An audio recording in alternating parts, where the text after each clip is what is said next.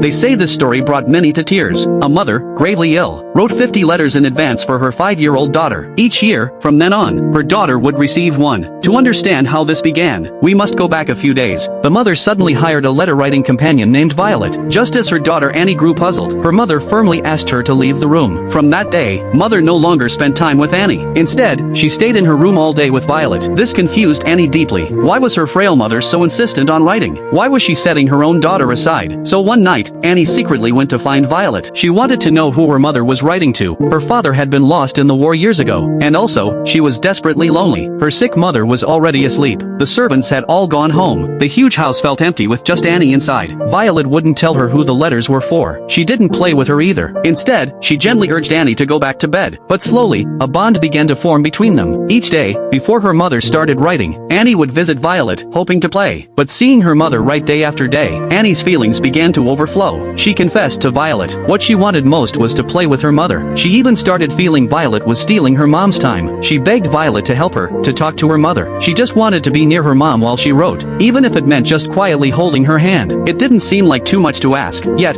Violet refused without a second thought. A few days later, the letter writing was nearly finished. Mother's health was fading fast, but she was determined to finish the final letter. Seeing her mother so frail and pale, Annie couldn't hold back anymore. She rushed into the room. Crying, she asked, "Why do you write all the time? Dad is gone." Her mother said the letters were important, but Annie pleaded, "Are they more important than me?" Mother insisted, "You are the most important thing to me." But Annie couldn't believe it. She felt she'd been lied to before. Her mother had said she was getting better, but now, even as a child, Annie could see the truth. She just wanted whatever little time was left together. Through tears, Annie whispered, "If you're gone, Mom, I'll be all alone." But little Annie didn't know. Her mother wanted nothing more than to stay by her side. Overwhelmed, Annie ran out crying, unprepared for this looming goodbye. All she could do was cry, for a future she couldn't change. Soon, the 50th letter was complete. Even Violet shed quiet tears. She couldn't imagine Annie facing life without her mother, but she knew these letters would be a lasting comfort. After saying goodbye to Violet, Annie shared a precious, final stretch of time with her mother. They drank tea, looked for bugs, played pretend, and read stories. For a while, it felt like that happiness might never end. But, as it must, that time passed. When spring came once more, Annie's mother passed away. It was only then Annie discovered the truth. Those letters her mother worked so hard to write, they were all for her. And so, every year on her birthday, Annie receives a letter from her mother.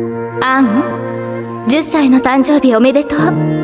背も伸びてずいぶん大きくなったんでしょうね。誕生日おめでとう、アン。20年も生きたのね。すごいわ。ずっと